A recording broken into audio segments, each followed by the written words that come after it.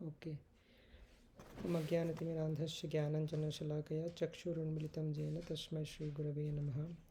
श्रीचैतन्यमनोभीष्टं स्थापितं येन भूतले स्वयं रूपकदा मह्यं ददाति स्वपदान्तिकं। वन्देऽहं श्रीगुरो श्रीयुतापदकमलं श्रीगुरून् वैष्णवांश्च श्रीरूपं साग्रजातं सहगणरघुनाथान्वितं तं सजीवं साद्वैतं सावधूतं परिजनसहितं कृष्णचैतन्यदेवं श्रीराधाकृष्णपादान् सहगणललिता श्रीविशाखान्वितांश्च नमां विष्णुपादाय कृष्णपृष्ठाय भूतले श्रीमते भक्तिवेदान्तस्वामिनिति नामिने। नमस्ते सारस्वते देवे गौरवाणी प्रचारिणे निर्विशेषशून्यवादी पाश्चात्यदेशतारिणे वंशाकल्पतरुभ्यश्च कृपासिन्धुभ्य एव च पतितानां पावनेभ्यो वैष्णवेभ्यो नमो नमः। जय श्री कृष्ण चैतन्य प्रभु नित्यानंद श्री अद्वैत गदाधर शिवासादि गौर भक्तवृंद। हरे कृष्ण कृष्ण कृष्ण हरे हरे, हरे Ram Ram Ram Hare Hare.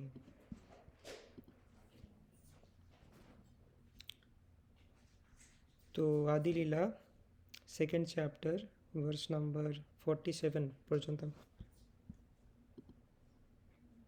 Okay, thank you. या এখন দেখা যাচ্ছে। তো আমরা 47th শ্লোক পর্যন্ত আলোচনা করেছিলাম। তো আদি লীলার প্রথম চ্যাপ্টারে আমরা দেখেছি মঙ্গলাচরণের যে প্রথম দুটো শ্লোক তার বর্ণনা হয়েছে, এবং দ্বিতীয় চ্যাপ্টার হচ্ছে বস্তু নির্দেশ মঙ্গলাচরণের শ্রী চৈতন্য তত্ত্ব নিরূপণ। এখানে তৃতীয় শ্লোক অর্থাৎ যদ্দ্বৈতম ব্রহ্মোপনিষদি তদপ্যস্য তনুভা যা আত্মান্তর্যামী পুরুষা ইতি শোষাংশ বিভব ষড়ৈশ্বর্যপূর্ণ যা ইহ ভগবান স স্বয়ময়ম ন চৈতন্যদ কৃষ্ণ জগতি পরতত্ত্বম পরমিহ। এটা হচ্ছে মঙ্গলাচরণের তৃতীয় শ্লোক। তো এই শ্লোকের বর্ণনা এখানে রয়েছে।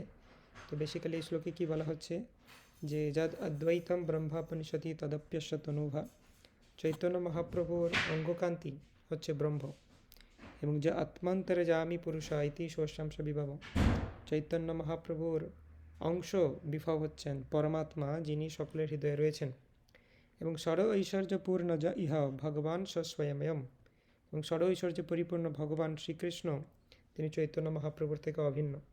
ন চৈতন্যদ কৃষ্ণ জগতি পরতত্ত্বম পরমিহ, এই জগতে শ্রীকৃষ্ণ চৈতন্য থেকে ভিন্ন পরতত্ত্ব আর কিছু নেই। তো চৈতন্য মহাপ্রভুর প্রথম যে ফিচার সেটা হচ্ছে তার অঙ্গকান্তি হচ্ছে ব্রহ্ম, সেটা বর্ণনা করা হয়েছে। তারপরে পরমাত্মা ফিচারের কথা বর্ণনা করা হয়েছে, এবং তারপর ভগবান, রাইট। প্রকাশ বিশেষে তেহ ধরে তিন নাম ব্রহ্ম পরমাত্মা আর স্বয়ং ভগবান। ইয়েস। তো যেরকম চর্মচক্ষে দেখে যাইছে সূর্য নির্বিশেষ, জ্ঞান মার্গে লইতে নারে কৃষ্ণের বিশেষ। যারা জ্ঞান যোগী তারা কৃষ্ণের সবিশেষ রূপ দেখতে পান না, তারা কৃষ্ণকে শুধুমাত্র আলো রূপে বা ব্রহ্মজ্যোতি রূপে দেখতে পান। তাহার অঙ্গের শুদ্ধ কিরণ মণ্ডল উপনিষদ কহে তারে ব্রহ্ম সুনির্মল, রাইট। কোটি কোটি ব্রহ্মাণ্ডে যে ব্রহ্মের বিভূতি, সেই ব্রহ্ম গোবিন্দের হয় অঙ্গকান্তি। গোবিন্দের অঙ্গকান্তি হচ্ছে ব্রহ্মজ্যোতি, এবং তাতে কোটি কোটি ব্রহ্মাণ্ড রয়েছে। এবং গোবিন্দের অঙ্গকান্তি মানে চৈতন্য মহাপ্রভুর অঙ্গকান্তি, কারণ চৈতন্য মহাপ্রভু আর গোবিন্দের মধ্যে কোনো ডিফারেন্স নেই। তো ব্রহ্মা বলছেন সেই গোবিন্দ ভজি আমি তেহ মোর পতি। তো ব্রহ্মসংহিতাতে আমরা জানি প্রতিটা লাইনের শেষে ব্রহ্মাজি বলেছেন গোবিন্দ মাদি পুরুষম তমহম ভজামি। তো এভাবে যে ব্রহ্মজ্যোতি যেটা হচ্ছে গোবিন্দ বা শ্রীকৃষ্ণের অঙ্গকান্তি, সেটা চৈতন্য মহাপ্রভুর অঙ্গকান্তি, কারণ চৈতন্য মহাপ্রভু আর কৃষ্ণ হচ্ছে নন ডিফারেন্ট। তারপরের ফিচার পরমাত্মা সম্পর্কে বলা হচ্ছে আত্মান্তর্যামী যারে যোগ শাস্ত্রে কয় সেহ গোবিন্দের অংশ বিভূতি যে হয়। তাহলে গোবিন্দ বা শ্রীকৃষ্ণের অংশ হচ্ছেন পরমাত্মা। আমরা দেখেছি যে কীভাবে শ্রীকৃষ্ণের এক্সপানশন এইভাবে ক্ষীরোদকোষায় বিষ্ণু আসেন। শ্রীকৃষ্ণের ফার্স্ট এক্সপানশন হচ্ছে বলরাম, বলরাম থেকে আদি চতুর্ভুহ বাসুদেব শঙ্কর্ষণ প্রদ্যুম্ন অনিরুদ্ধ, সেই শঙ্কর্ষণ থেকে আসেন নারায়ণ, সেখান থেকে আবার দ্বিতীয় চতুর্ভুহ বাসুদেব শঙ্কর্ষণ প্রদ্যুম্ন অনিরুদ্ধ, তারপর সেই শঙ্কর্ষণ বা মহাশঙ্কর্ষণ থেকে আসছেন কারণদকোষায় বিষ্ণু, তার থেকে আসে গর্ভদকোষায় বিষ্ণু, তার থেকে আসে ক্ষীরোদকোষায় বিষ্ণু, এবং এই ক্ষীরোদকোষায় বিষ্ণু তিনি হচ্ছেন পরমাত্মা। তো সে হচ্ছে গোবিন্দের বা শ্রীকৃষ্ণের অংশের অংশ। এবং গোবিন্দ এবং চৈতন্য মহাপ্রভু হচ্ছেন সীম, সুতরাং চৈতন্য মহাপ্রভুরও অংশ হচ্ছেন পরমাত্মা। এবং চৈতন্য মহাপ্রভু যে পরমেশ্বর ভগবান, সেটা হচ্ছে থার্ড ফিচার। তো বেসিক্যালি শ্রীমদ্ ভাগবতমে যে রয়েছে পরমেশ্বর ভগবান বা অ্যাবসলিউট ট্রুথ, পরম সত্যের তিনটে ফিচার, ব্রহ্ম, পরমাত্মা, ভগবান, এই শ্লোকে বলা হচ্ছে এই তিনটে ফিচার চৈতন্য মহাপ্রভুরও, কারণ চৈতন্য মহাপ্রভুও ভগবান। তো প্রথমে বর্ণনা করা হলো কিভাবে চৈতন্য মহাপ্রভুর অঙ্গকান্তি হচ্ছে ব্রহ্ম, তারপরে বর্ণনা করা হলো কিভাবে চৈতন্য মহাপ্রভুর অংশ হচ্ছেন পরমাত্মা, এরপর বর্ণনা করা হবে কিভাবে চৈতন্য মহাপ্রভু হচ্ছেন স্বয়ং শ্রীকৃষ্ণ। তো সেটা আলোচনা করা হয়েছে। সেই তো গোবিন্দ সাক্ষাৎ চৈতন্য গোসাই, সেই গোবিন্দ শ্রীকৃষ্ণ আর চৈতন্য গোসাইয়ের মধ্যে কোনো ডিফারেন্স নেই, জীব নিস্তারিতে হয়েছে দয়ালু আর নাই। কিন্তু এই চৈতন্য মহাপ্রভু হচ্ছেন শ্রীকৃষ্ণের থেকেও বেশি দয়ালু। নমো মহাবদান্যায় কৃষ্ণ প্রেম প্রদায়তে কৃষ্ণায় কৃষ্ণ চৈতন্য নাম্নি গৌরত্বিষে নমঃ। তো এখানে বিভিন্ন রেফারেন্স দিয়েছেন শিল প্রভুপাদ চৈতন্য মহাপ্রভু এবং শ্রীকৃষ্ণের মধ্যে কোনো ডিফারেন্স নেই সেটা বোঝানোর জন্যে। এবং চৈতন্য মহাপ্রভু অর্থাৎ তিনি হচ্ছেন শ্রীকৃষ্ণ এবং তিনি যে সমস্ত নারায়ণের উৎস। আমরা জানি ব্রহ্ম বিমোহন লীলার মাধ্যমে এটা প্রমাণিত হয় যে শ্রীকৃষ্ণ হচ্ছেন সমস্ত বিষ্ণু বা নারায়ণের উৎস। কিন্তু চৈতন্য মহাপ্রভু আর শ্রীকৃষ্ণ তো সেম, তাই চৈতন্য মহাপ্রভু হচ্ছেন সমস্ত নারায়ণের উৎস। তো সেইটা এবারে আলোচনা করছেন কৃষ্ণদাস কবিরাজ গোস্বামী। পরব্রহ্মেতে বৈশে নারায়ণ নাম ষড়ৈশ্বর্যপূর্ণ লক্ষ্মীকান্ত ভগবান। চিৎ জগতে যেরকম নারায়ণ আছেন লক্ষ্মীদেবীর প্রতিরূপে, তিনি হচ্ছেন চৈতন্য মহাপ্রভু হচ্ছে তার উৎস। তো সেই সূত্রে ব্রহ্মাজি এবং চৈতন্য মহাপ্রভু, ব্রহ্মাজি এবং শ্রীকৃষ্ণের যে কথোপকথন শ্রীমদ্ ভাগবতে সেটা তুলে ধরা হয়েছে। ব্রহ্ম বিমোহন লীলাতে, অর্থাৎ যখন ব্রহ্মাজি শ্রীকৃষ্ণের গোপ শিশু এবং গাভীদেরকে হরণ করে নিয়ে গেলেন, তারপর শ্রীকৃষ্ণ যখন বুঝতে পারলেন যে ব্রহ্মা এটা করেছেন, শ্রীকৃষ্ণ নিজেকে বিষ্ণুরূপে এক্সপান্ড করলেন এবং প্রত্যেকটি বিষ্ণু এক একটা গাভী এবং গোপ বালকের রূপ নিয়ে তারা 1 বছর ধরে লীলা বিলাস করছিলেন শ্রীকৃষ্ণ এইভাবে বৃন্দাবনে।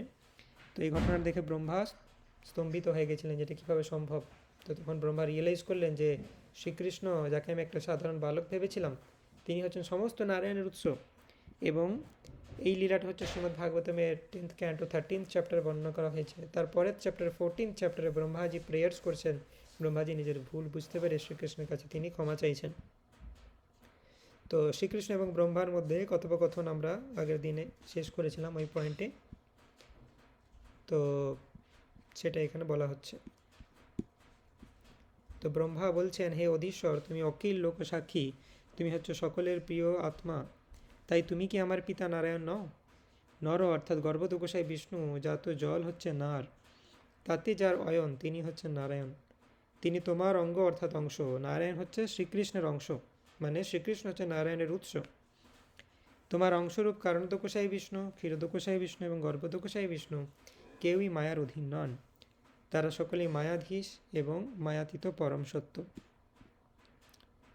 তো ব্রহ্মা তিনি শ্রীকৃষ্ণের কাছে ক্ষমা চাইছেন তার অপরাধের জন্য। শিশু বৎস হরি ব্রহ্মা করি অপরাধ, অপরাধ ক্ষমাইতে মাগেন প্রসাদ।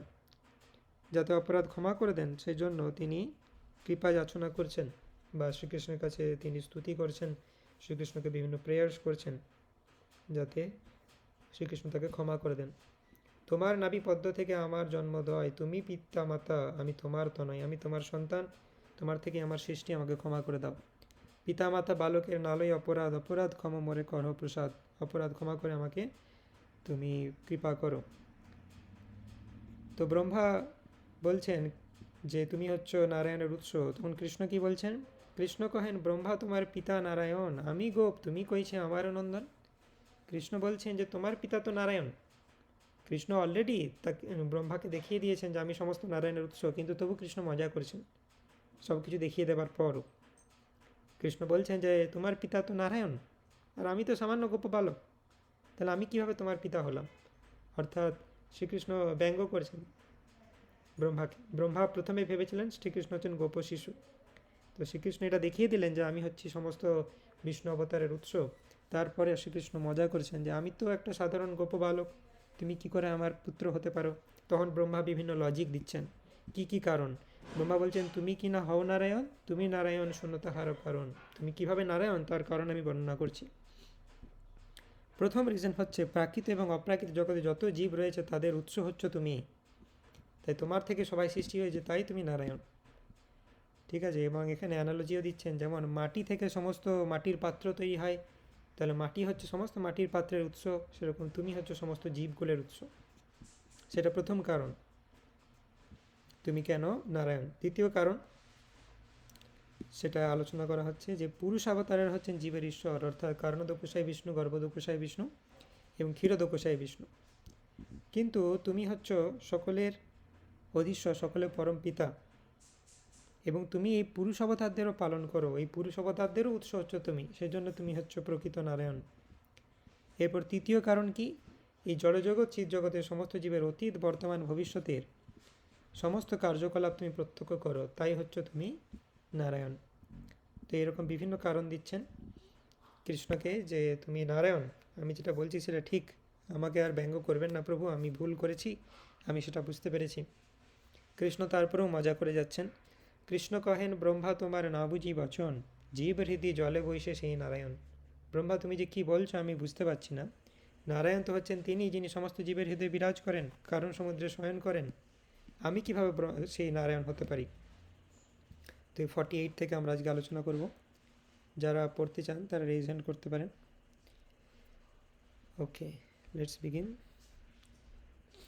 ব্রহ্মা কহে জলে জীবে যেই নারায়ণ, সেই সব তোমার অংশ এ সত্য বচন।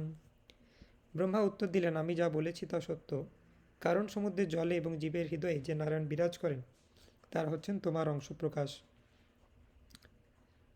ওকে, 49th কঙ্কনা মাতাজি।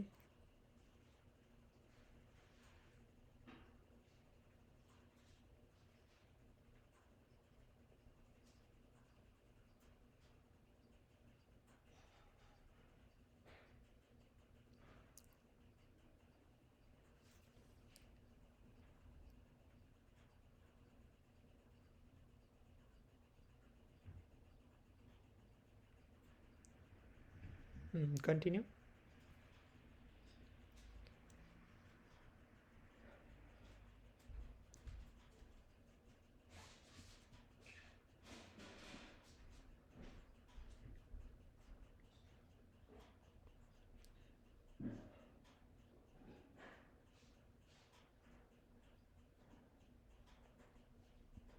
তো এখানে পুরুষ অবতারদের সম্পর্কে বলা হচ্ছে, 3 রকমের পুরুষ অবতার রয়েছে, কারণদোকসাই বিষ্ণু, গর্ভদোকসাই বিষ্ণু এবং ক্ষীরদোকসাই বিষ্ণু।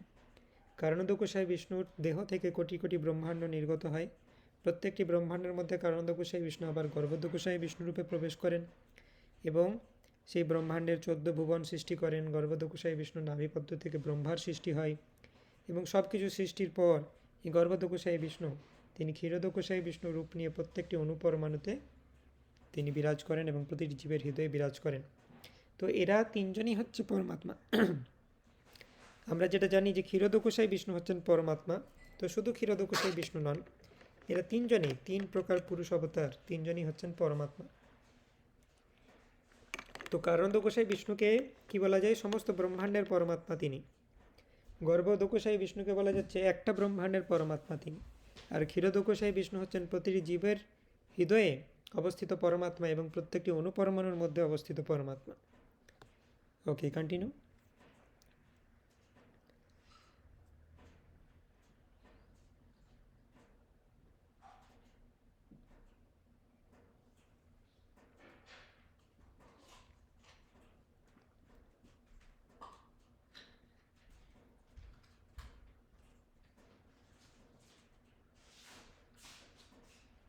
তো 82টি জীব মানে হচ্ছে যে একজন জীবের হৃদয়ে পরমাত্মা হচ্ছেন ক্ষীরদোকসাই বিষ্ণু, কিন্তু সমষ্টিগত জীব মানে হচ্ছে একটা ব্রহ্মাণ্ডে যত জীব রয়েছেন সবার একত্রিতভাবে পরমাত্মা হচ্ছেন গর্ভদোকসাই বিষ্ণু। আর একটা জীবের হৃদয়ে অবস্থিত যে পরমাত্মা তিনি হচ্ছেন ক্ষীরদোকসাই বিষ্ণু। তারপর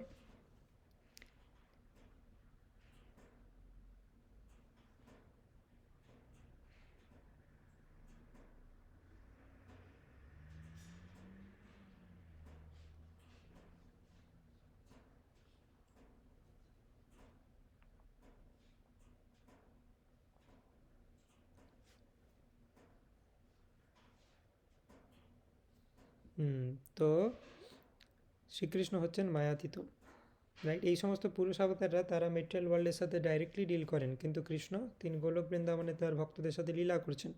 তাই শ্রীকৃষ্ণের সাথে মায়ার কোনো রিলেশনশিপ নেই, কিন্তু পুরুষ অবতারদের সাথে মায়ার সম্পর্ক আছে। সেই অর্থে শ্রীকৃষ্ণ হচ্ছেন পুরুষ অবতারদেরও ঊর্ধ্বে।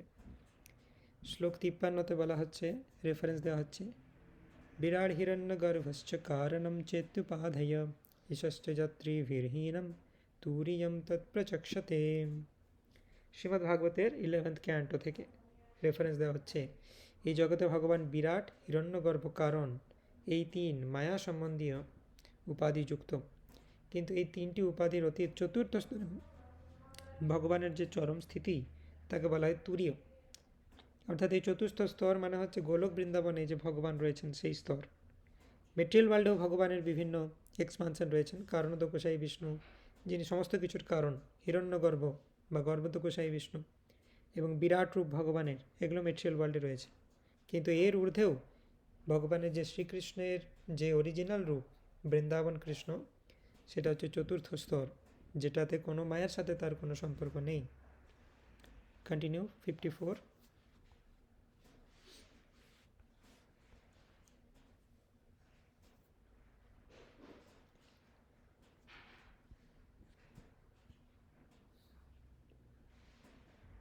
ট্রান্সলেশন,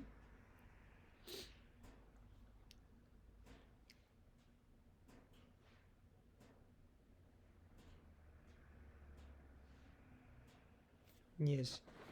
তো যদিও পুরুষ অবতারেরা মায়ের সাথে ডিল করছেন, কিন্তু তার মানে এরা এরকম নয় যে তারা মায়ের আন্ডারে বা প্রকৃতির তিন গুণের আন্ডারে চলে এসছে। নো, তারা মায়াকে দিয়ে কার্য করাচ্ছেন।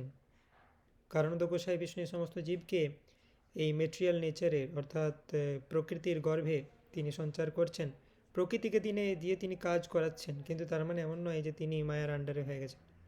তো এই পুরুষ অবতারেরাও কিন্তু মায়ার অধীন নয়, মায়ার তাদের স্পর্শ করতে পারে না, এরাও মায়ার অতীত, কিন্তু শ্রীকৃষ্ণের সাথে মায়ার একদমই কোনো রিলেশনশিপ নেই, সেটা বলা হচ্ছে। এতদীশানমীশস্য প্রকৃতিস্থোপি তদ্গুণৈ ন যুজ্যতে সদাত্মস্থৈর যথা বুদ্ধিস্তদাশ্রয়াম।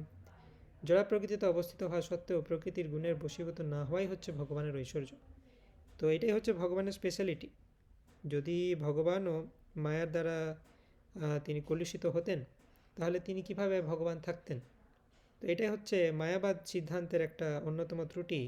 সেখানে তারা মনে করে যে পরম ব্রহ্ম, যিনি পরমেশ্বর ভগবান, তিনিও সত্যগুণের প্রভাবে প্রভাবিত হয়ে বিভিন্ন অবতার গ্রহণ করেন। তাহলে ভগবান যদি মায়ার অধীনে আসছেন, তার মানে কি যে মায়া ভগবানের থেকে বেশি পাওয়ারফুল? তো এই জন্যে তাদের যে মায়াবাদী যে থিওরি, এটার কোনো ভ্যালু নেই। তারা মনে করে যে ভগবানের থেকে মায়া বেশি শক্তিশালী, সেজন্য তাদের থিওরিটাকে বলা হয় মায়াবাদ। তো এই থিওরি কারেক্ট নয়। পরমেশ্বর ভগবান কখনো মায়ার দ্বারা প্রভাবিত হন না। ওকে, পারমিতা মাতাজি 56।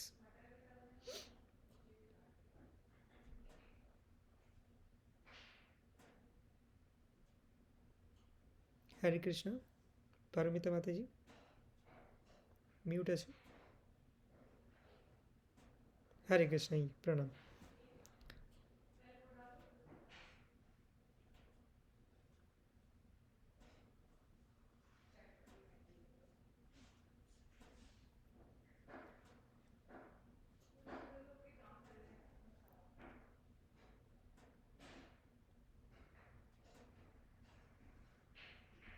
তো ব্রহ্মা আবার প্রুভ করছেন যে তুমি হচ্ছে মূল নারায়ণ, কারণ তুমি পুরুষ অবতারদেরও পরম আশ্রয়, সে বিষয়ে কোনো সন্দেহ নেই। 57।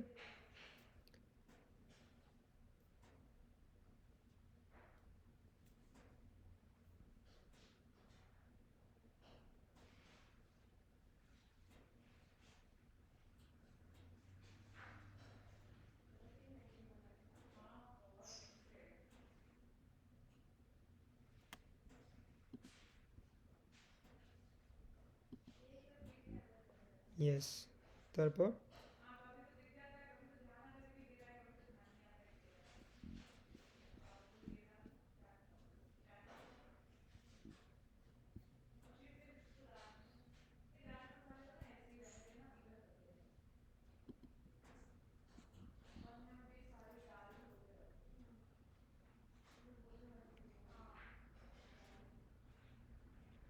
ইয়েস, তো চিদাকাশে যে নারায়ণ বৈকুণ্ঠ প্ল্যানেটের অধিপতি, সে হচ্ছে ভগবান শ্রীকৃষ্ণের বিলাস বিগ্রহ। আমরা আলোচনা করেছিলাম প্রকাশ বিগ্রহ এবং বিলাস বিগ্রহ নিয়ে।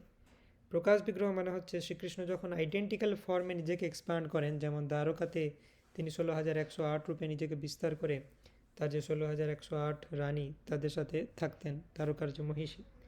এবং শ্রীকৃষ্ণ যখন রাসলীলা করেছিলেন, তিনি সমস্ত গোপীদের সমস্ত গোপীরা মনে করেছেন যে শ্রীকৃষ্ণ আমার সাথে ডান্স করছে, তো তখন শ্রীকৃষ্ণ যে বিস্তার করেছিলেন সেটা হচ্ছে প্রকাশ বিগ্রহ। কিন্তু বিলাস বিগ্রহ মানে কি, যদি ফর্মের মধ্যে কোনো ডিফারেন্স থাকে, যেমন বলরাম হচ্ছেন বিলাস বিগ্রহ, কারণ শ্রীকৃষ্ণের যে কমপ্লেক্সন গাত্রবর্ণ, বলরামের গাত্রবর্ণের মধ্যে ডিফারেন্স আছে, তো বলরাম হচ্ছেন একটা বিলাস বিগ্রহ। এবং নারায়ণ বৈকুণ্ঠে তিনিও বিলাস বিগ্রহ, কারণ শ্রীকৃষ্ণের দ্বিভুজ রূপ কিন্তু নারায়ণের হচ্ছে চতুর্ভুজ। তো শ্রীকৃষ্ণের বিলাস বিগ্রহ হচ্ছে নারায়ণ, শ্রীকৃষ্ণ হচ্ছে নারায়ণের উৎস। কন্টিনিউ 59।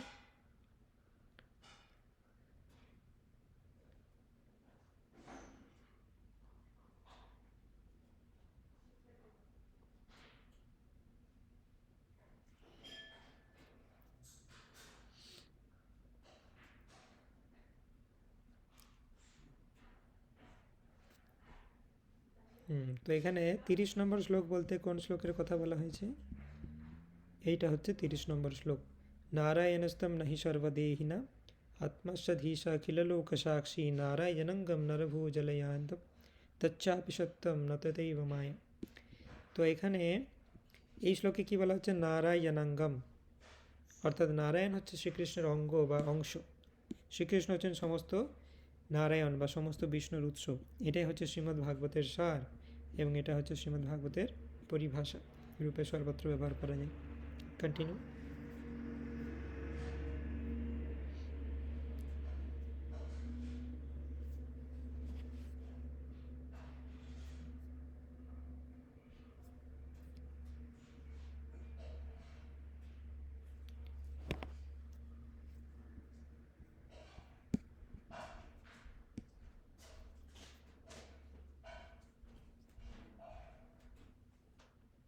শ্রীকৃষ্ণ যে এই সমস্তের মূল, সেটা অনেকে জানে না। অনেকে মনে করে থাকে ব্রহ্মাই হচ্ছে মেন, অনেকে অষ্টাঙ্গ যোগীরা মনে করছে পরমাত্মাই শেষ, কিন্তু ব্রহ্ম পরমাত্মা ভগবান এগুলো যে তাদের উৎস যে শ্রীকৃষ্ণ, এটা খুব কম সংখ্যক মানুষই জানে।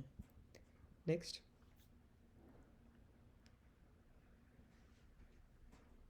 পড়ো 61।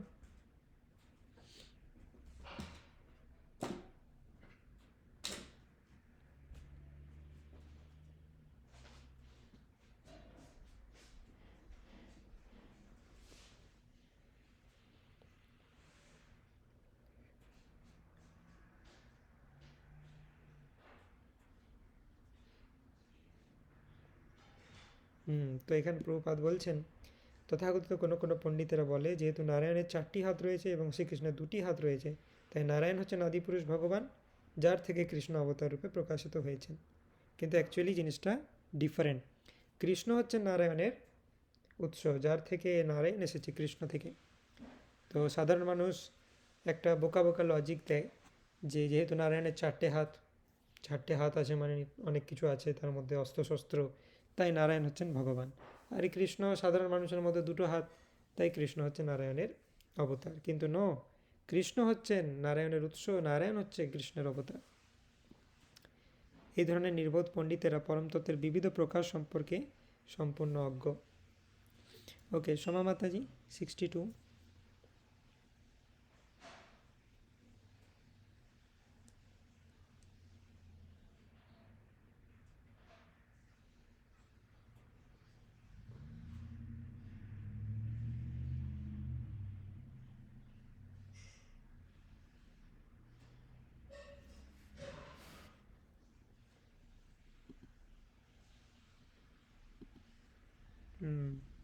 তো বিরুদ্ধ পক্ষ যারা ঠিকঠাক বোঝে না শাস্ত্র, তারা বিভিন্ন রকম তর্কের উত্থাপন করে, তারা শ্রীকৃষ্ণকে পরমেশ্বর বলে মানতে চায় না। কিন্তু শ্রীমদ্ ভাগবত মানতেই হবে, কারণ শ্রীমদ্ ভাগবত ইজ দ্য মোস্ট অথরিটেটিভ পুরাণ। যত প্রমাণ আছে তার মধ্যে চক্রবর্তী বা তার মধ্যে সম্রাট হচ্ছেন শ্রীমদ্ ভাগবত। তো শ্রীমদ্ ভাগবতের যে রায় দেওয়া হবে সেটা সবাইকে মেনে নিতেই হবে, কারণ ব্যাসদেব যিনি সমস্ত বেদ সমস্ত পুরাণ উপনিষদ যিনি লিখেছেন সমস্ত কিছু লিখবার পরেও তিনি আনস্যাটিসফাইড ছিলেন এবং নারদমুনি তখন ব্যাসদেবকে বললেন তুমি শ্রীমদ্ ভাগবতম লেখো এবং শ্রীমদ্ ভাগবত লেখার পর তিনি স্যাটিসফাইড হলেন। তাই শ্রীমদ্ ভাগবতে সব থেকে উচ্চ স্তরের সিদ্ধান্ত প্রস্তুত করা হয়েছে। শ্রীমদ্ ভাগবতের 1.2.11 এই শ্লোকটা আগেও কোট করা হয়েছে, এই চ্যাপ্টারে আবার কোট করা হচ্ছে কারণ এটা খুব ইম্পর্টেন্ট এই চ্যাপ্টারের জন্য। वदन्ति तत्तत्त्वविदस्तत्तं यज्ञानमव्ययं ब्रह्मेति परमात्मेति भगवान इति शब्दते। যা অদ্বৈ জ্ঞান অর্থাৎ এক এবং অদ্বিতীয় বাস্তব বস্তু তত্ত্বজ্ঞ পণ্ডিতেরা তাকেই তত্ত্ব বলেন, সেই তত্ত্ববস্তু ব্রহ্ম পরমাত্মা ভগবান এই তিন নামে অভিহিত হন। পরমেশ্বর ভগবানের তিনটে ফিচার্স রয়েছে, ব্রহ্মণ, পরমাত্মা এবং ভগবান। ওকে, সোমা মাতাজি, নেক্সট শ্লোক 64। হরে কৃষ্ণ।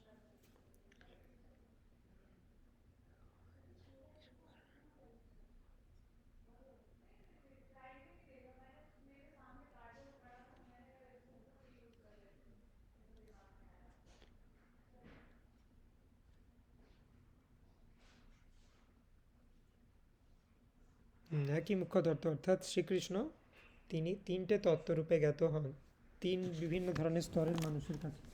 জ্ঞানযোগী যারা অতটা নলেজেবল নয়, তাদের মধ্যে ভক্তি ভাব কম আছে, শ্রীকৃষ্ণ তাদের কাছে শুধুমাত্র একটা আলো রূপে তাদেরকে প্রতীত হচ্ছেন। যারা অষ্টাঙ্গযোগ কিছুটাই গিয়েছে তারা পরমাত্মা রূপে জানতে পারছে, কিন্তু শুধুমাত্র ভক্তরাই যারা শ্রীকৃষ্ণের সমস্ত নির্দেশ পালন করছে, শ্রীকৃষ্ণের ভক্তি করছে। শ্রীকৃষ্ণ তো বলেনি যে তোমাকে জ্ঞানযোগ করতে হবে বা অষ্টাঙ্গযোগ করতে হবে, তাই যারা জ্ঞানযোগ বা অষ্টাঙ্গযোগ করছেন তারা নিজেদের মন গড়া পদ্ধতিতে করছেন। শ্রীকৃষ্ণ কখনোই বলেনি যে তোমাকে জ্ঞানযোগ বা অষ্টাঙ্গযোগ করতে হবে। বারবার শ্রীকৃষ্ণ বলেছেন ন সাধয়তি মাম যোগো ন ধর্মসংখ্য উদ্ধবা ন সদ্ধায়স্তপস্ত্যাগো যথা ভক্তির মামর্জিতা। হে উদ্ধব, না সাধয়তি মাম আমাকে সন্তুষ্ট করে না কি কি যোগ অষ্টাঙ্গযোগ, না ধর্ম তথাকথিত ধর্ম, সাংখ্যযোগ বা জ্ঞানযোগ, উদ্ধবা না সাধ্যায় বেদ পাঠ আমাকে অত স্যাটিসফাই করে না, তপস্যা আমাকে স্যাটিসফাই করে না, ত্যাগ বা বৈরাগ্য আমাকে স্যাটিসফাই করে না। তাহলে কিসে আমি স্যাটিসফাই হই? যথা ভক্তির মমর্জিতা, শুধুমাত্র ভক্তির মাধ্যমে। তো ভগবদ্গীতা শ্রীমদ্ ভাগবতম সব জায়গাতেই শ্রীকৃষ্ণ বলেছেন ভক্তিযোগ অবলম্বন করো। তাই যারাই শ্রীকৃষ্ণের নির্দেশ পালন করছেন তারা একমাত্র শ্রীকৃষ্ণকে বুঝতে পারবেন, বাকিরা শ্রীকৃষ্ণকে কেউ আলো রূপে কেউ পরমাত্মা রূপে এইভাবে জানতে পারবেন। ওকে, 65 কন্টিনিউ।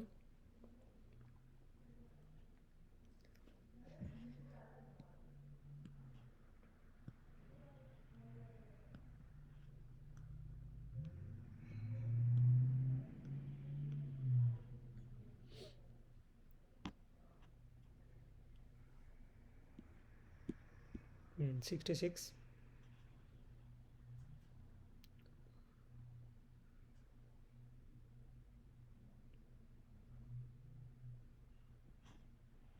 ভাগবতের বচন, শ্রীমদ্ ভাগবতের বচন, মানে মানে আরেকটা তোমাকে শ্লোক বলছি শ্রীমদ্ ভাগবতের, শোনো সেটা। ইয়েস, পড়ুন।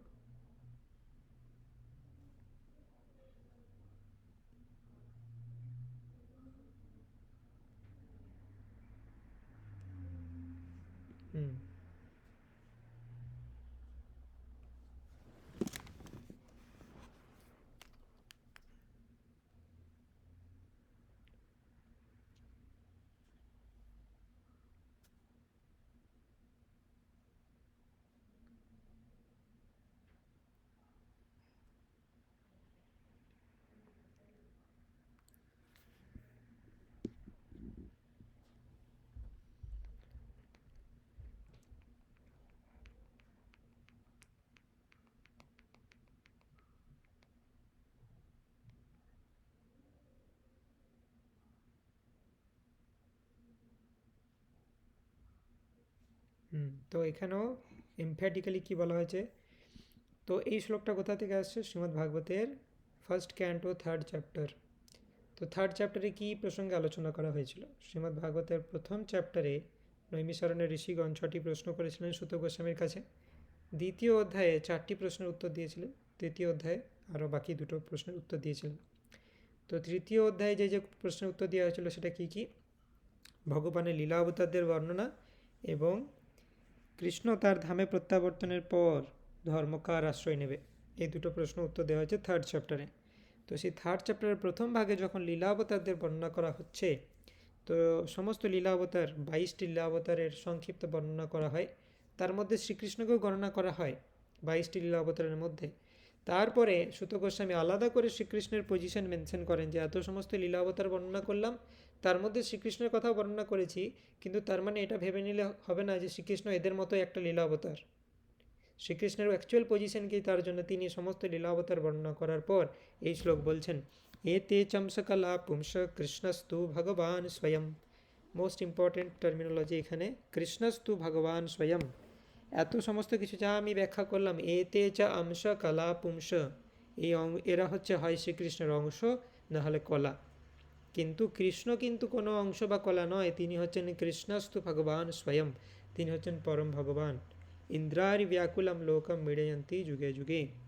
এবং যখন বিভিন্ন ইন্দ্রারি মানে ইন্দ্রের শত্রু যারা, অর্থাৎ ডিমন বা অসুরেরা যখন দেবতাদেরকে আক্রমণ করে, এখানে দেবতা বলতে সমস্ত সাধুদের কথা বর্ণনা করা হচ্ছে, যারা পরমেশ্বর ভগবানের নির্দেশ মেনে চলেন, সেই সমস্ত মানুষদের যখন অসুরেরা উৎপীড়িত করতে থাকে, তখন যুগে যুগে আমি অবতীর্ণ হই। 68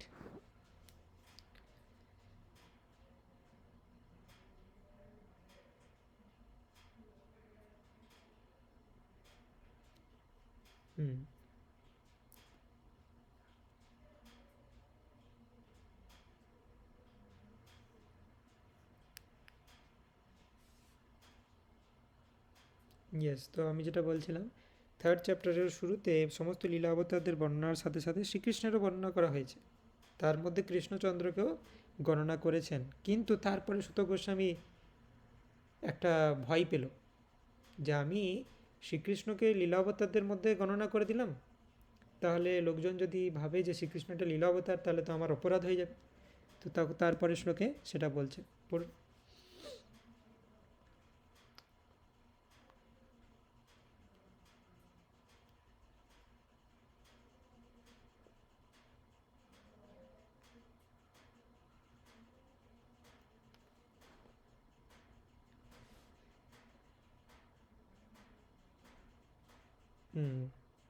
তারপর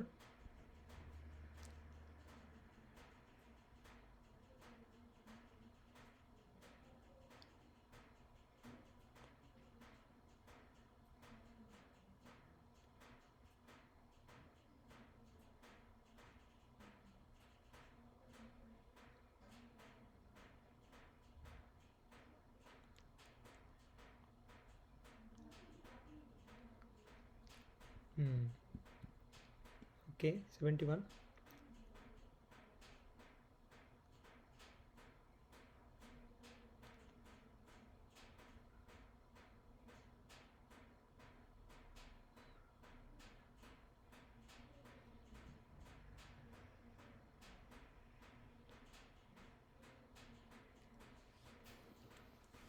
ওকে, তো এখানে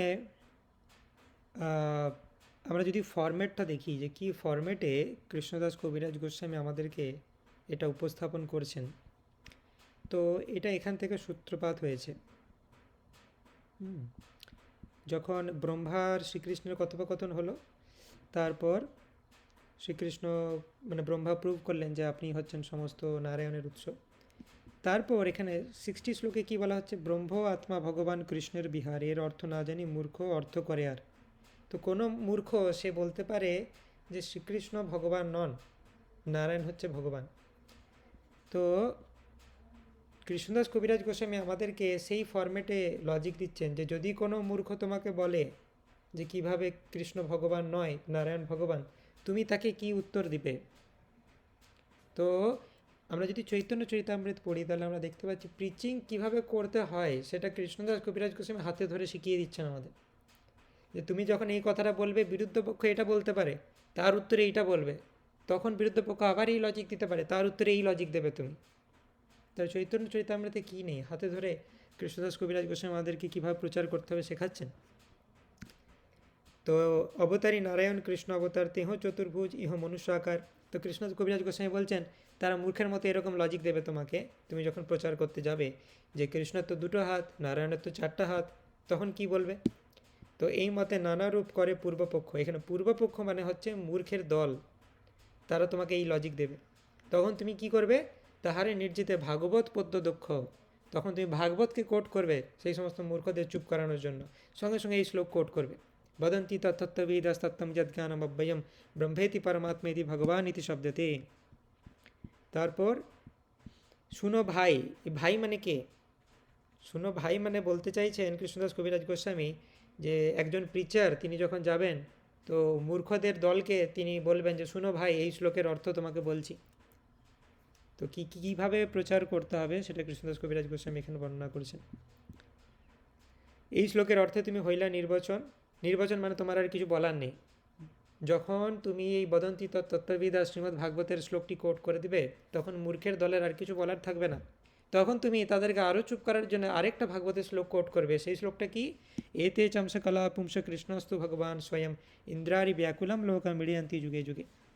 তো সেই জন্য চৈতন্য চরিতামৃত হচ্ছে খুব সুইট একটা গ্রন্থ, যেখানে সমস্ত রস আছে।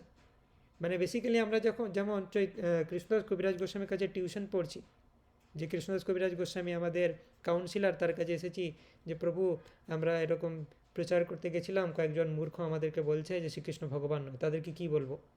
তো কৃষ্ণদাস কবিরাজ গোস্বামী আমাদেরকে বলছেন এই লজিক দেবে, তারপরে মূর্খ তোমাকে এই কথাটা বলতে পারে, তার লজিক এই দেবে। তো যেমন সামনে বসে আছেন তিনি কাউন্সিলিং দিচ্ছেন আমাদের। তো সেই জন্য চৈতন্য চরিতামৃতের মধ্যে সব কিছু আছে। এটা হচ্ছে একটা ম্যাগনাম ওপাস লিটারেচার। এবং কেউ যদি ভাগবতও ঠিকঠাক বুঝতে চায়, চৈতন্য চরিতামৃত বুঝতে হবে, আগে টিউশন পড়তে হবে তাকে কৃষ্ণদাস কবিরাজ গোস্বামীর কাছে, তবে সে ভাগবত বুঝতে পারবে। Bhagavat was written by Srila Vyasadeva, very very formal. তো ভাগবতের ফর্মালি সমস্ত জিনিস ডিসক্রাইব করা আছে। সুত গোস্বামী, নৈমিসারণ্য ঋষিগণ কোয়েশ্চেন করছেন, সুত গোস্বামী উত্তর দিচ্ছেন, তিনি কোট করছেন পরীক্ষিত মহারাজ এবং সুখদেব গোস্বামীর মাঝখানের স্টোরি। তার মধ্যে সুখদেব গোস্বামী আবার কোট করছেন ব্রহ্ম নারদ সংবাদ, মৈত্রেয় বিদুর সংবাদ। তো ভাগবত ইজ কৃষ্ণ। কৃষ্ণকে বোঝা যেমন ডিফিকাল্ট, ভাগবতকে বোঝাও সেরকম ডিফিকাল্ট, কারণ কৃষ্ণ আর ভাগবতের মধ্যে কোনো ডিফারেন্স নেই। কৃষ্ণ তুল্য ভাগবত বিভু সর্বাষ্টয়, প্রতি শ্লোকে প্রতি অক্ষরে নানা অর্থে কয়। তো সেই জন্য এই ভাগবতের সিরিজের সাথে সাথে আমরা চৈতন্য চরিতামৃত সিরিজও কন্টিনিউ করছি। ভাগবত যদি বুঝতে হয় আমাদেরকে চৈতন্য চরিতামৃত পড়তে হবে। আর চৈতন্য চরিতামৃত কি বেসিক্যালি কৃষ্ণদাস কবিরাজ গোস্বামীর কাছে আমরা টিউশন পড়ছি, তো তিনি আমাদেরকে হাতে ধরে সমস্ত কিছু শেখাচ্ছেন। তো এই শ্লোকটার বর্ণনা করেছেন যে এতে চমসকলা পুংস, এখানে সুত গোস্বামী তিনি সমস্ত লীলাবতারদের মধ্যে শ্রীকৃষ্ণকে গণনা করেছিলেন, কিন্তু তারপর তার মনে পড়লো যে না, শ্রীকৃষ্ণকে তো লীলাবতারের মধ্যে গণনা করার ঠিক হয়নি, তাহলে শ্রীকৃষ্ণের অরিজিনাল পজিশন কি সেটা তিনি বর্ণনা করেছেন। তো এই শ্লোকটাও যখন তুমি কোট করবে তখন পূর্বপক্ষ অর্থাৎ মূর্খের দল তারা কি বলতে পারে তোমাকে? পূর্বপক্ষ কহে তোমার ভালো তো ব্যাখ্যা, তুমি ভালোই ব্যাখ্যা করছো, কিন্তু পরব্রহ্ম নারায়ণ স্বয়ং ভগবান। তো তারা বলতে পারে সেটা তোমার ব্যাখ্যা, কিন্তু শাস্ত্র মতে নারায়ণই হচ্ছেন পরব্রহ্ম, তিনি বিরাজ করেছেন, তিনি হচ্ছেন ভগবান। তো মূর্খের দল তোমাকে এরকম বলতে পারে, তখন তুমি কি বলবে? ওকে, কন্টিনিউ মাতাজি।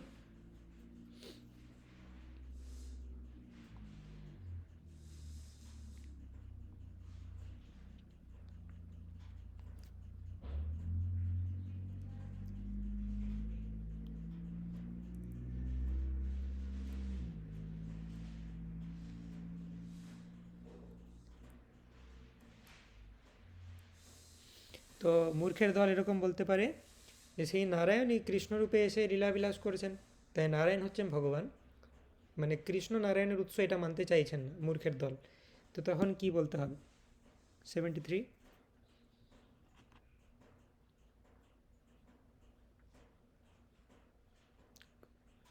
कुतार्क अनुमान।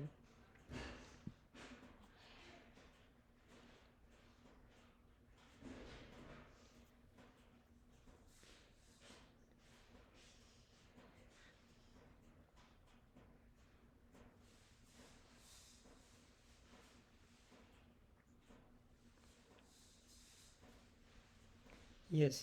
তো যখন মূর্খের দল তোমাকে, কৃষ্ণদাস কবিরাজ গোস্বামী আমাদেরকে বলছেন, ভক্তদেরকে বলছেন যে মূর্খের দল যখন তোমাকে বলবে যে সেই নারায়ণই কৃষ্ণরূপে এসে লীলা করছেন, ঠিক আছে, কৃষ্ণ যে নারায়ণ রূপ সেটা তোমার ব্যাখ্যা, তো তখন তাদেরকে কি বলতে হবে? তাদেরকে প্রথমেই বলতে হবে যে তুমি কুতর্ক করছো, মানে তোমার তর্কের মধ্যে কোনো লজিক নেই, কুতর্ক। তো এবং তারপরে আমাদেরকে কি লজিক দিতে হবে যে তুমি সংস্কৃত বোঝো, তুমি শাস্ত্রের শ্লোক কিভাবে পড়তে হয় জানো। তারপরে আমাদেরকে এই শ্লোকটা বলতে হবে যে অনুবাদ মনুক্তা তু ন বিধেয় মুদীরয়েত না হল্পাবধস পদম কিঞ্চিত কুত্রশ্চিত প্রতিষ্ঠতি। তো এটা হচ্ছে সংস্কৃত রুল, যে উদ্দেশ্যের আগে বিদেহ উল্লেখ করা উচিত নয়, কেননা তার ফলে সেই বাক্যের আশ্রয় থাকে না, তার প্রতিষ্ঠা হয় না। তো শ্রীমদ্ ভাগবত হচ্ছে অমল পুরাণ, এবং এখানে এই স্ট্র্যাটেজিটা ফলো করা হয়েছে। সংস্কৃত রুল হচ্ছে উদ্দেশ্যের আগে বিধেয় উল্লেখ করা উচিত নয়। তো এটা আমরা কীভাবে বুঝতে পারি? উদ্দেশ্য মানে কি? সাবজেক্ট। বিধেয় মানে কি? তার সম্বন্ধে কি বলা হচ্ছে। যে আমরা যদি বলি যে রামচন্দ্র তিনি রাবণকে হত্যা করেছিলেন, তো প্রথমে আমাদেরকে আগে ডিফাইন করা উচিত আমরা কার সম্বন্ধে বলছি। রামচন্দ্র তিনি, তারপরে বলা উচিত যে তার সম্বন্ধে কি বলছি, তিনি রাবণকে হত্যা করেছিলেন। বা কৃষ্ণ তিনি গোপীদের সাথে লীলাবিলাস করেছিলেন। তো এটা হচ্ছে একটা বাক্যের স্ট্রাকচার। আমি প্রথমে যদি বলি গোপীদের সাথে লীলাবিলাস করেছিলেন, তো মানে কার সম্বন্ধে বলা হচ্ছে সেই আইডিয়াটা প্রথমে থাকছে না। প্রথমেই আমরা স্টেটমেন্ট দিতে পারি না, আগে ডিফাইন করতে হবে আমি কার সম্বন্ধে বলতে চাইছি। এটা হচ্ছে একটা সংস্কৃত কম্পোজিশন রুল, আদারওয়াইজ মিনিংটা অ্যাম্বিগুয়াস হতে পারে। তো সেই রুল দিয়ে আমরা যদি বিচার করি, অনুবাদ না কহিয়া না কহি বিধেয়, আগে অনুবাদ কহি পশ্চাৎ বিধেয়। অনুবাদ মানে হচ্ছে উদ্দেশ্য, আগে উদ্দেশ্য তারপরে বিধেয় উল্লেখ করা হয়। বিধেয় কহিয়ে তারে যে বস্তু অজ্ঞাত, অনুবাদ কহি তারে যেই হয় জ্ঞাত। পাঠকের কাছে বাক্যের যে অংশ অজ্ঞাত তাকে বলা হয় বিধেয়, এবং যে অংশ জ্ঞাত তাকে বলা হয় অনুবাদ। জৈছে কহি এই বিপ্র পরম পণ্ডিত, বিপ্র অনুবাদ ইহার বিধেয় পাণ্ডিত্য। দৃষ্টান্তস্বরূপ বলা যায়, হ্যাঁ, কৃষ্ণদাস কবিরাজ গোস্বামী এক্সাম্পল দিয়ে বোঝাচ্ছেন, আর কি করবেন আমাদের জন্য। দৃষ্টান্তস্বরূপ বলা যায় এই বিপ্র পরম পণ্ডিত, এরকম একটা যদি সেন্টেন্স বলি, তাহলে বিপ্র হচ্ছে অনুবাদ বা উদ্দেশ্য, এবং তার সম্বন্ধে যেটা বলা হচ্ছে যে তিনি পরম পণ্ডিত, তার পাণ্ডিত্য সেটা হচ্ছে বিধেয়। বিপত্য বিখ্যাত তার পাণ্ডিত্য অজ্ঞাত, অতএব বিপ্র আগে পাণ্ডিত্য পশ্চাৎ। যেহেতু মানুষটি বিপ্র, তাই তার বিপ্রত্ব সম্বন্ধে সকলেই জ্ঞাত, কিন্তু তার পাণ্ডিত্য সম্বন্ধে সকলে জ্ঞাত নয়। অতএব আগে মানুষটির পরিচয় প্রদান করে তার গুণের কথা বলা হয়েছে। ইয়েস, ভেরি ভেরি ইম্পর্টেন্ট এবং ক্রুশিয়াল টু আন্ডারস্ট্যান্ড। আমাদেরকে ভালোভাবে বুঝতে হবে জিনিসটা। কৃষ্ণদাস কবিরাজ গোস্বামী এত ডিটেলসে বোঝানোর চেষ্টা করেছেন। কি বলছেন উনি? যে আমরা যদি বলি যে এই বিপ্র হচ্ছে পরম পণ্ডিত, ঠিক আছে, তো এটা নেসেসারি নয় যে সব বিপ্রই পরম পণ্ডিত হবে। কিছু কিছু বিপ্র আছে যারা পরম পণ্ডিত, এবং তার যে পরম পাণ্ডিত্য সেটা কিছু তার ক্লোজ অ্যাসোসিয়েট যারা তারাই জানেন, বাকি সবাই জানেন না যে তিনি পরম পণ্ডিত। সবাই জানে হ্যাঁ তিনি একজন ব্রাহ্মণ, পৈতা পড়েন, পুজো করেন, কিন্তু তিনি যে পরম পণ্ডিত সেটা অল্প কিছু জনই জানেন। তো আমি যদি সবাইকে জানাতে চাই যে এই বিপ্র পরম পণ্ডিত, তাহলে আমাকে কি বলা উচিত? এই মানুষটি যে বিপ্র সেটা সবাই জানেন, কিন্তু এই মানুষটি যে পরম পণ্ডিত সেটা কেউ জানেন না। তো আমি যদি আগেই বলি পরম পণ্ডিত, তারপরে বহুক্ষণ পরে বললাম এই বিপ্র, তার পরম পণ্ডিত কথাটার কোনো মানে আছে উইদাউট বিপ্র? পরম পণ্ডিত কে পরম পণ্ডিত? তাই শুধু পরম পণ্ডিত কথাটা বলার কোনো মিনিং হয় না। তো সেই জন্য আগে আমাকে ডিফাইন করতে হবে কার সম্বন্ধে বলছি, এই বিপ্র, তারপর আমাকে বলতে হবে পরম পণ্ডিত। তাহলে সেই বিপ্রের যে ফিচারটা সকলে জানেন, তার বিপ্রত্ব, তিনি যে ব্রাহ্মণ সেটা সবাই জানেন, সেই জন্য সেইটা আগে বলতে হবে। কিন্তু তার পাণ্ডিত্য সবাই জানেন না, সেটা পরে বলতে হবে। এটা হচ্ছে সংস্কৃত রুল। এখন আমরা বলতে পারি যে আমি যদি বলি পরম পণ্ডিত এই বিপ্র, তাতে কি অসুবিধা আছে? তাতে আমাদের কোনো অসুবিধা নেই। কলিযুগে ল্যাঙ্গুয়েজের মধ্যে কোনো মা বাবা নেই, ঠিক আছে, আমরা যা হোকভাবে মনের ভাব প্রকাশ করলেই চলে। কিন্তু এই যে সমস্ত সংস্কৃত লিটারেচার কীভাবে লেখা হবে, তার মধ্যে একটা রুলস রেগুলেশনস আছে, যেটা সমস্ত অথরেরা ফলো করে থাকে। তো এটা হচ্ছে একটা রুল। তো কলিযুগের স্ট্যান্ডার্ডের সাথে তুলনা করলে হবে না, কিন্তু এটা একটা রুল। তৈছে ইহ অবতার সব হইল জ্ঞাত, কারো অবতার এই বস্তু অবিজ্ঞাত। তো সেরকম আমরা যদি বলি এটা হচ্ছে তার অবতার, তো কার অবতার সেটা আগে বলতে হবে। তো আমি যদি কৃষ্ণের সম্বন্ধে বলি যে কৃষ্ণ হচ্ছেন উৎস এবং এরা হচ্ছে কৃষ্ণের অবতার, তাহলে আমাকে আগে ডিফাইন করতে হবে কৃষ্ণ, তারপরে কৃষ্ণস্তু ভগবান স্বয়ং। প্রথমে আমি বলছি কৃষ্ণ, তারপরে আমি বলছি তিনি হচ্ছেন পরমেশ্বর ভগবান, এদের সবার উৎস। তেমনি এখানে সমস্ত অবতারের সম্বন্ধে জ্ঞাত হওয়া গেল, কিন্তু তারা যে কার অবতার সেই বিষয়টি অজ্ঞাত থেকে গেল। এতে শব্দে অবতারের আগে অনুবাদ, পুরুষের অংশ পাছে বিধেয় সংবাদ। প্রথমে এতে, এতে চামস কলা পুংস কৃষ্ণাস্তু ভগবান স্বয়ং। তো এই ভাগবতের শ্লোকটাকে কৃষ্ণদাস কবিরাজ গোস্বামী এক্সপ্লেন করছেন। এতে শব্দে অবতারের আগে অনুবাদ, এতে অর্থাৎ এই সমস্ত শব্দে কি বলা হয়েছে? এই সমস্ত মানে কি? এই সমস্ত অবতার, সমস্ত অবতারদের সম্বন্ধে বলা হয়েছে, এবং তারপরে পুরুষ অবতারদের অংশ বিধেয় রূপে উল্লেখ করা হয়েছে। এতে চ অংশ কলা পুংস কৃষ্ণাস্তু ভগবান স্বয়ং। তো যখন পুরুষের অংশ এতে চ অংশ, তো এটা হচ্ছে বিধেয়, আর এতে হচ্ছে উদ্দেশ্য। তো ইচ্ছে কৃষ্ণ অবতার ভিতরে হইল জ্ঞাত, তাহার বিশেষ জ্ঞান সেই অবিজ্ঞাত। তেমন শ্রীকৃষ্ণকে যখন অবতারদের মধ্যে গণনা করা হলো, তার সম্বন্ধে বিশেষ জ্ঞান তখনও অপ্রকাশিত ছিল, রাইট? তো যেমন ব্রাহ্মণ, যে বিপ্রের এক্সাম্পলটা দেওয়া হলো, সেখানে ওই মানুষটি যে বিপ্র সেটা সবাই জানে, কিন্তু তার যে পাণ্ডিত্য সেটা সবাই জানে না। সেরকমই কৃষ্ণকে যখন লীলা অবতারদের মধ্যে কাউন্ট করা হয়েছে, তখন কৃষ্ণ যে অবতরণ করেছিলেন একজন অবতার রূপে, সেইটা জানা গেল, কিন্তু কৃষ্ণের মধ্যে যে স্পেশালিটি রয়েছে, অর্থাৎ সমস্ত অবতারদের সাথে কৃষ্ণের যে ডিফারেন্স, কৃষ্ণ অবতারী আর বাকিরা অবতার, এই নলেজটা তখনও রিভিল হয়নি, যতক্ষণ এই শ্লোকে সেটা বলা হচ্ছে। অতএব কৃষ্ণ শব্দ আগে অনুবাদ, স্বয়ং ভগবত্তা পিছে বিধেয় সংবাদ। সুতরাং অনুবাদ রূপে প্রথমে কৃষ্ণ উল্লেখ করা হয়েছে, কৃষ্ণস্তু, তারপরে বলা হচ্ছে ভগবান স্বয়ং। তাহলে কৃষ্ণ হচ্ছে উদ্দেশ্য, এবং তার সম্বন্ধে বিশেষ কি ইনফরমেশন রিভিল করা হচ্ছে, তিনি হচ্ছেন স্বয়ং ভগবান।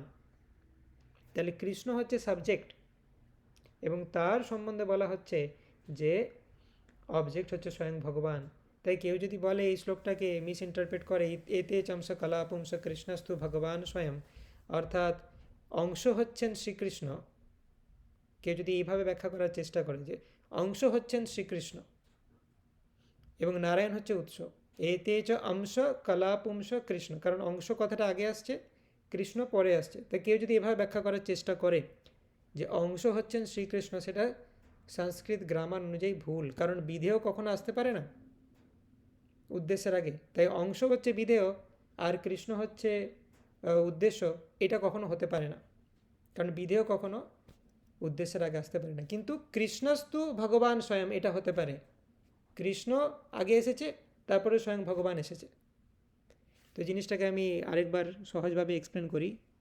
কৃষ্ণদাস কবিরাজ গোস্বামী উনি অনেক ডেপথে চলে গেছেন। শ্লোকটাতে রয়েছে এতে চামস কলা পুংস কৃষ্ণস্তু ভগবান স্বয়ং। তো এই সমস্ত যে ওয়ার্ড, এগুলো সব ভুলে যাব, তিনটে ওয়ার্ড মাথায় রাখবো। প্রথম ওয়ার্ড এসেছে অংশ, দ্বিতীয় ওয়ার্ড এসেছে কৃষ্ণ, তৃতীয় ওয়ার্ড এসেছে স্বয়ং ভগবান। এখন যারা মূর্খ তারা বলতে চাইছে কৃষ্ণের সাথে অংশ সম্পর্কযুক্ত, মানে কৃষ্ণ হচ্ছেন অংশ, নারায়ণের অংশ। আর যারা ভক্ত তারা প্রমাণ করার চেষ্টা করছেন কৃষ্ণের সাথে পরের যে বিশেষণ রয়েছে স্বয়ং ভগবান, সেইটা কাজ করে, কৃষ্ণ হচ্ছেন স্বয়ং ভগবান। এখন সংস্কৃতের রুল দিয়ে আমরা ডিসঅ্যাম্বিগুয়েট করব যে কোনটা কারেক্ট, কৃষ্ণ অংশ নাকি কৃষ্ণ স্বয়ং ভগবান। তো তার রুল হচ্ছে উদ্দেশ্য আগে আসে, বিধেয় পরে আসে। তো আমি যদি ভাবি যে কৃষ্ণ অংশ, তাহলে অংশ আগে এসেছে, কৃষ্ণ পরে এসেছে, সেটা ঠিক নয়, উদ্দেশ্য বিধেয় রুল ভায়োলেট করেছে। কিন্তু আমি যদি বলি কৃষ্ণ স্বয়ং ভগবান, সেটা কারেক্ট, কারণ উদ্দেশ্য আগে এসেছে এবং বিধেয় পরে এসেছে। তাই সুতরাং কৃষ্ণ অংশ নয়, কৃষ্ণ হচ্ছেন স্বয়ং ভগবান। আশা করি ক্লিয়ার। কৃষ্ণের স্বয়ং ভগবত্তা ইহা হইল সাধ্য, স্বয়ং ভগবানের কৃষ্ণত্ব হইল বাধ্য। তার ফলে প্রতিপন্ন হলো যে কৃষ্ণ হচ্ছেন স্বয়ং ভগবান, তিনি অংশ নন। এখানে শ্রীকৃষ্ণ ছাড়া যে অন্য কেউ স্বয়ং ভগবান নন তা স্পষ্টভাবে প্রমাণিত হলো।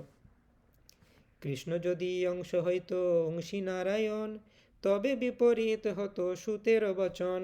কৃষ্ণ যদি অংশ হতো আর নারায়ণ যদি অংশী হতেন, মানে তিনি হচ্ছেন অবতারী, কৃষ্ণের উৎস, তাহলে সুতের বচন ডিফারেন্ট হতো। সুত গোস্বামী এটা বলতেন না যে কৃষ্ণস্তু ভগবান স্বয়ং, তিনি বলতেন কৃষ্ণস্তু অংশ, রাইট? তাহলে অংশ আগে এসেছে, মাঝে এসেছে কৃষ্ণ, পরে এসেছে স্বয়ং ভগবান।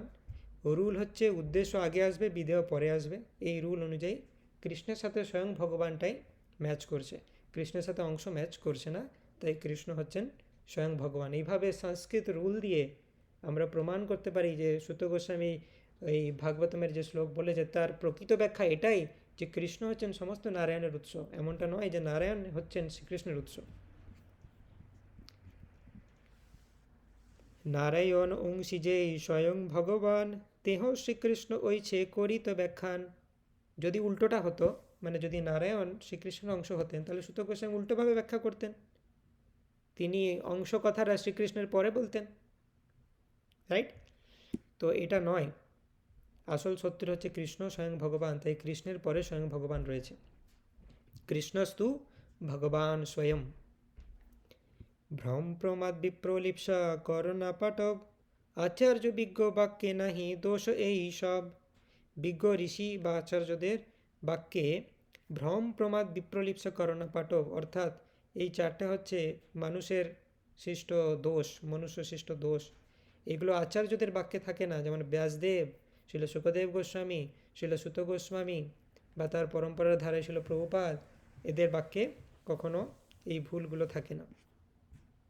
ওকে, তো এই পোর্শনটা আমরা কমপ্লিট করলাম যে কীভাবে শ্রীমদ্ ভাগবতের শ্লোক থেকে মূর্খদেরকে আমরা স্টপ করতে পারি গ্রামাটিক্যাল অ্যানালিসিস থেকে। এবারে তার মধ্যে যদি গ্রামাটিক্যাল নলেজ না থাকে, সে যদি মানে মূর্খ মতন কথা বলছে অথচ শাস্ত্রের রুলও জানে না, তাহলে তার সঙ্গে তর্ক করাই হচ্ছে বৃথা, তাকে কোনো কিছুভাবেই বোঝানো যাবে না। তার মধ্যে কিছু সাবস্টেন্স থাকলে তাকে বোঝানো যাবে। সে যদি অ্যাটলিস্ট সংস্কৃতের কিছু রুলস জানে, কিছু যদি শাস্ত্র জ্ঞান থাকে, তাহলে তাকে এইভাবে বর্ণনা করা যাবে। কিন্তু তার মধ্যে যদি কিছুই থাকে না এবং সে যদি বলে যে আমি কোনো কিছুই মানব না, কিন্তু আমি এটাও মানব না যে কৃষ্ণ ভগবান, তো তাকে কোনো কিছুভাবেই প্রমাণ করা যাবে না। তাকে একটা রেফারেন্স ফ্রেমে আসতে হবে। যেমন কেউ যদি বলে হ্যাঁ আমি সায়েন্সকে মানি, তাহলে সায়েন্সের থ্রু দিয়ে তাকে বোঝানো যায়। কেউ যদি বলে আমি শাস্ত্রকে মানি, শাস্ত্রের থ্রু দিয়ে বোঝানো যায়। কেউ যদি বলে আমি সংস্কৃত গ্রামারকে মানি, তাকে সংস্কৃত গ্রামার দিয়ে বোঝানো যায়। কিন্তু কেউ যদি বলে আমি কোনো কিছুই মানি না, কিন্তু আমি এটাও মানব না যে শ্রীকৃষ্ণ ভগবান, তাহলে তাকে কোনো কিছু উপায়েই বোঝানো যাবে না, সে হচ্ছে হোপলেস কেস।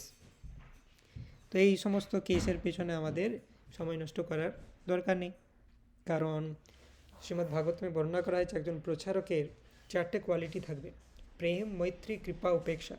পরমেশ্বর ভগবানের প্রতি তিনি প্রেম করবেন এবং মৈত্রী অর্থাৎ পরমেশ্বর ভগবানের ভক্তদের প্রতি মৈত্রী ভাবাপন্ন হবেন, এবং যারা হচ্ছে পরমেশ্বর ভগবান সম্বন্ধে জানতে চান, যাদের মধ্যে শ্রদ্ধা রয়েছে কিন্তু তারা জানেন না, তাদের উপর কৃপা করে তাদেরকে জানাবেন।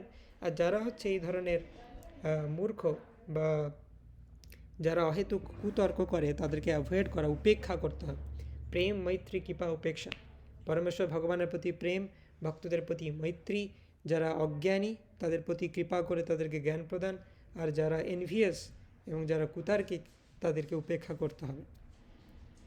ওকে, তো আমরা আর কয়েকটা শ্লোক পড়বো, তারপরে আমরা আজকে এন্ড করবো। তাপস প্রভু আপনি পড়তে পারেন লাস্ট কয়েকটি শ্লোক। 87।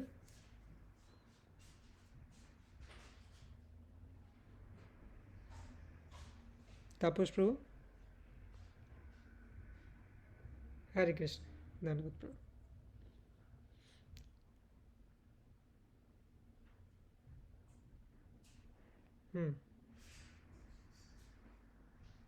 না না, ওটা হচ্ছে উপাধি। উপাধি আর বিধেয়ের মধ্যে ডিফারেন্স আছে। আমি যখন পণ্ডিত ঈশ্বরচন্দ্র বিদ্যাসাগর বলবো, তখন তিনি সুবিদিত পণ্ডিত রূপে, এবং সেটা উপাধি নামের আগে দেওয়া হচ্ছে। যেমন আমরা কোনো গুরু মহারাজকে সম্বোধন করার আগে হিজ হোলিনেস বলি বা হিজ গ্রেস বলি, সেটা হচ্ছে উপাধি, ডেজিগনেশন তার। কিন্তু বিধেয় হচ্ছে আলাদা, বিধেয় সবসময় তার পরে থাকবে। ইয়েস।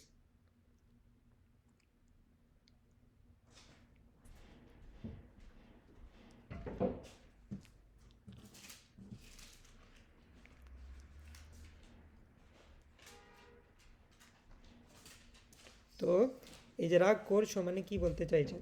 মানে কৃষ্ণদাস কবিরাজ গোস্বামী একদম সাজিয়ে দিচ্ছেন আমাদেরকে কি বলতে হবে। মূর্খদেরকে ভক্ত বলবে যে তুমি শ্লোকের বিপরীত অর্থ করছো, আর তোমার সেই ভুলের কথা যখন বলা হচ্ছে তুমি রাগ করছো। এই দোষটার নাম কি? অবিমৃষ্ট বিধেয়াংশ দোষ, যেটা সংস্কৃত গ্রামারের ওয়ান অফ দ্য রুলস। তারপর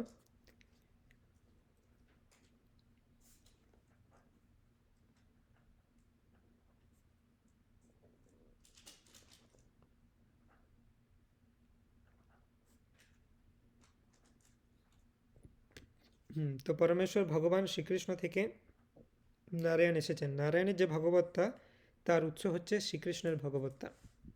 তারপর 89 এক্সাম্পল দিচ্ছেন সেই জিনিসটা বোঝানোর জন্য।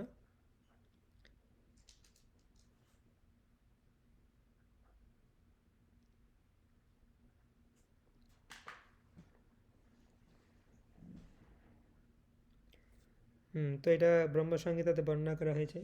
দীপার চিরে বাহি দেশান্তরমাভ্যুপেত্য দীপায়তে বিহিত হেতু সমান ধর্মা যস্তদৃগে বাহি চ বিষ্ণুতয়া বিভাতি গোবিন্দমাদি পুরুষম তমহম ভজামি।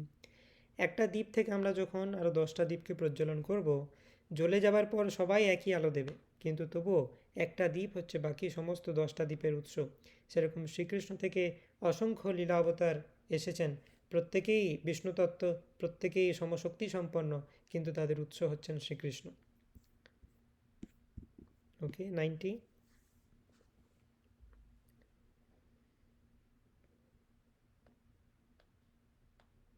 তো আরও একটা শ্লোক দিচ্ছেন। ইয়েস।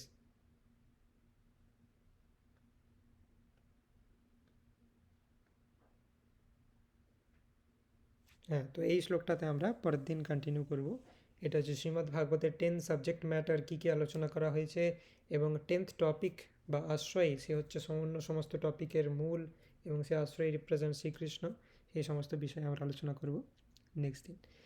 শ্রী চৈতন্য চরিতামৃত কি জয়, শ্রীল প্রভুপাদ কি জয়, নিতাই গৌর প্রেমানন্দে, হরি হরি বল।